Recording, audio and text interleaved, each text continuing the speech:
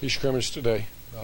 Just limited throws is where we're at right now. We're expecting Monday to hopefully take a big step. But he's, from what they tell me, he's right on schedule.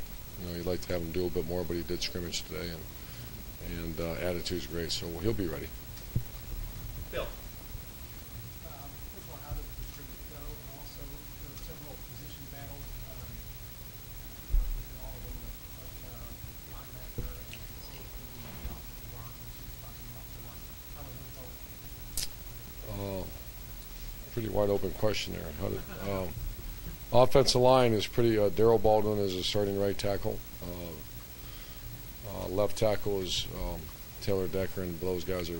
Darryl Baldwin is one of the most improved players on the team. Joel Hale is right in the battle. Here's who's left. You have Pat Elfline, Darryl Baldwin, and Taylor Decker are the three starters. And then you have Jacoby Boren, you have Joel Hale, you have Chase Ferris, and you have Billy Price battling for the next two. And Tony Underwood's in there as well. So that's kind of where we're at. Chad Lindsey is his shoulder was dinged up a little bit. He did scrimmage today, so he'll be in that mix as well. So the good thing is we have a couple names in there. The bad thing is it's not solidified yet. It's closer than you know. The other position you said. Safety's strong. Safety's strong. You got Cam Burrows, Von Bell, and Tyvis Powell, and Eric Smith right on his toes. So, and Tanner would be the fifth. Far left, Ari. We've had a lot of success both on the field and in recruiting the first few years you're here. Now the majority of the roster filled up now with guys that you brought in personally to make it more of like a urban style team, more dirt style team. And what's that mean in this team? Oh, I think maybe it just maybe fits the offense a little bit better. But you know, I'm not complaining about the personnel we had before because it was pretty good. We won 24 straight games, so I'm just not one of those guys. I'm not going to say, well, we didn't have this, we didn't have that. That's part of the deal. But it's does it fit our style of play? Only place is maybe the front seven on defense. We want fast, long, athletic guys, and so does everybody, though. They're just hard to find. Talk a lot about wanting to have instant impact guys, and you know, obviously upperclassmen are always going to be the ones that we rely on the most. But are you satisfied with the instant impact that you got from the first three recruiting classes, all were top five? Oh no, not the second. The first one was the Noah Spence crew, right? Adolphus. They're starting to come of age. Instant impacts are actually a little disappointed. The last year's class we should have had more impacts. This year I'm seeing a little bit more chance for that. But it was not the players' fault. I think we had to push them into action a little faster. I thought Von Bell should have played earlier, but we haven't had that guy, the difference maker, come in as a true freshman. Although Bosa was the one. But that's once again we got to get him out there and play, and get him involved because there's some very good players. Front row to the right, Tim. As you watched your defense practice today, are you seeing now what you envisioned back in March? And just if you could just talk about what what that means to you. I mean, what it is that you are seeing. The biggest issue is the ability to think from the back end forward, which has probably hasn't really been done here, and really not many. College football is all stop the run, run the ball. And when you're facing some very good throwing teams, or you have a Sammy Watkins that you need to get more than one hand on him, we have the ability to do that now. And I think Luke and Chris working together have put together a really nice package that obviously to be determined, but so far it's exactly the way I wanted to see it look. We have some health issues at corner right now that we. Durant's had a great training camp. I didn't scrimmage him today. He has a tight hamstring. Gary and Conley has a sore back. I didn't scrimmage him, and he was doing great.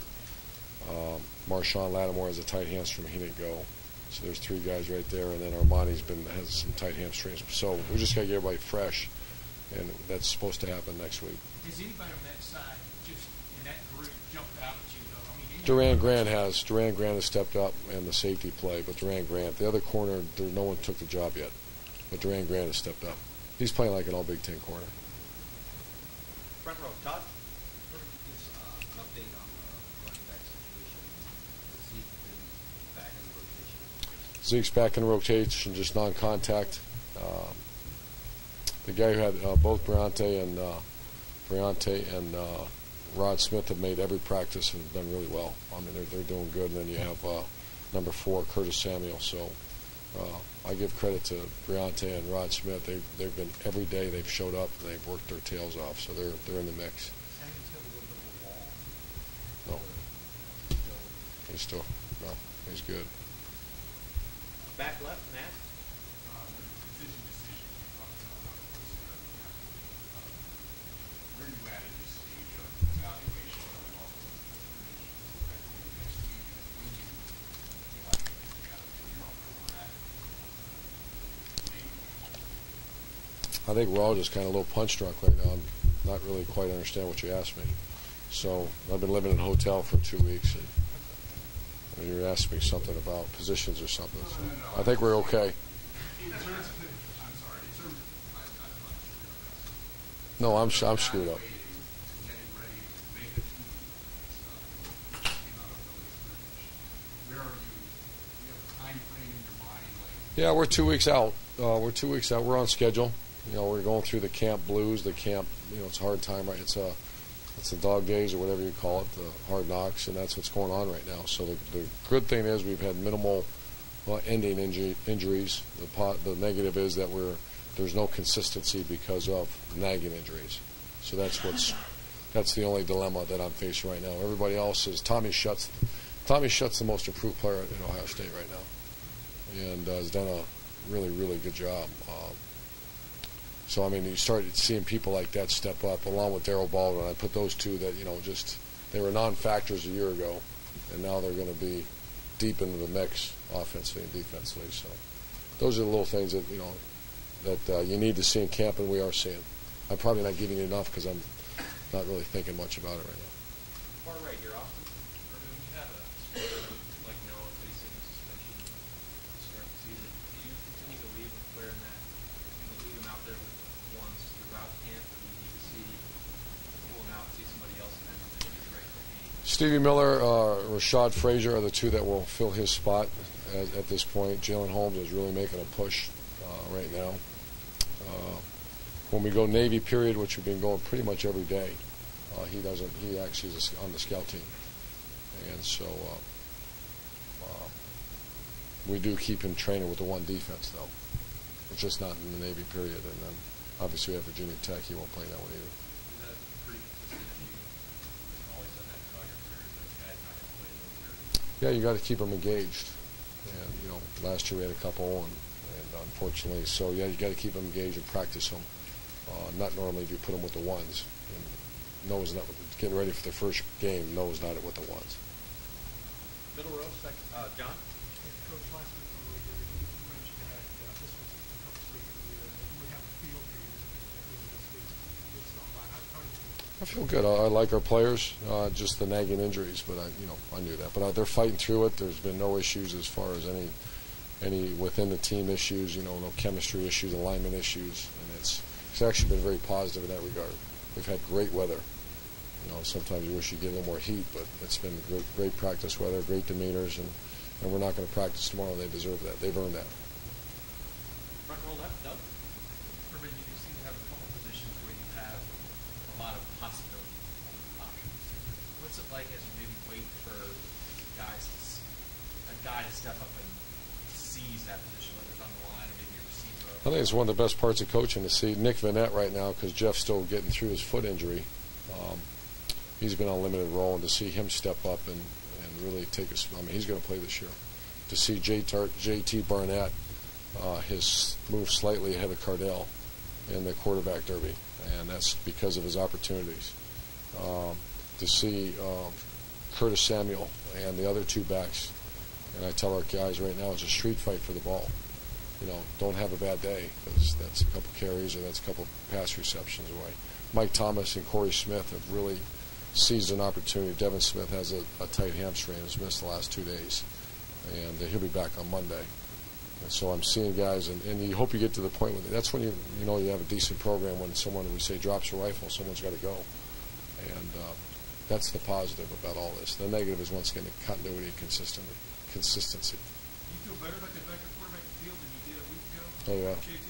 Yeah, JT's. Where's he really made strides? just functionality, completing passes, understanding everything. Growing up a little bit, he was always kind of a quiet guy, and he's starting to act like a quarterback. Back right, Clay. When was the last time you stayed in the hotel with the guys? Do you have a roommate? What have you got now that this couple of weeks? Every year I do that. Every year I stay, yeah. And do I have a roommate? Yeah. No. 50 years old, no roommates. What does that mean to the team that you're there? What are you trying to want to observe? Oh, I think that's a great question, Clay. I think when I first did it at Bowling Green, we all stayed in a dorm together, and you know, I'm there. We had a couple homesickness or a couple, you know, everybody's got something. But for the most part, by the time they get over there, by the time I get over there, it's walk in the door, shut the door, and bang. So I think it's good though if they know. You know, I haven't spent much time talking about it. You know, there's a hand, probably 6 or 7 times that I'll go visit with a young guy in his room and just talk about more of the freshmen. But it's good. Is that unusual, do you think, What's that? for college football coaches Stay in hotel? to be that close on a daily basis? I don't know. Well, that's a good question to ask. I never really asked. Front row, Dave. Coach, is Taekwondo losing the mix at all? Mhm. You get to that spot and you mix some of those other guys. He had migraine headaches he was dealing with for a couple of days, so we kind of, I won't say he got passed up, but there's Jalen Holmes has made a couple strides. So Taekwondo is in the mix now. Couple more. Ari. Coach, last week, this time you said that you would be concerned, just a week later today, that Braxton didn't play. He participated, but was still limited. Are you at all concerned with, you know, just him being limited as far in the fall camp, or are you still at ease? At ease is probably not. I'm concerned about everything, you know, but I know he'll be ready. I've known Braxton for 3 years, and I can. It's almost like looking at your son, and you can see in his face if he's concerned and he's not. And so I trust that he'll be ready. And but I get, you know, I'd like to run the first team out there and go, and we're not able to do that right now. It's holding back the soreness still? Sort of just volume. Todd. A lot of these nagging injuries that guys being held out, is that out of necessity or is that out of maybe a different approach and philosophy to the rest of the guys? No, it's big picture. I think if we play the game, you just let it eat.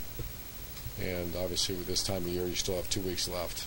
So you have to, you know, I want him feeling really good by next week, and it's just the right thing. You know, once again, the doctors are the ones making those decisions.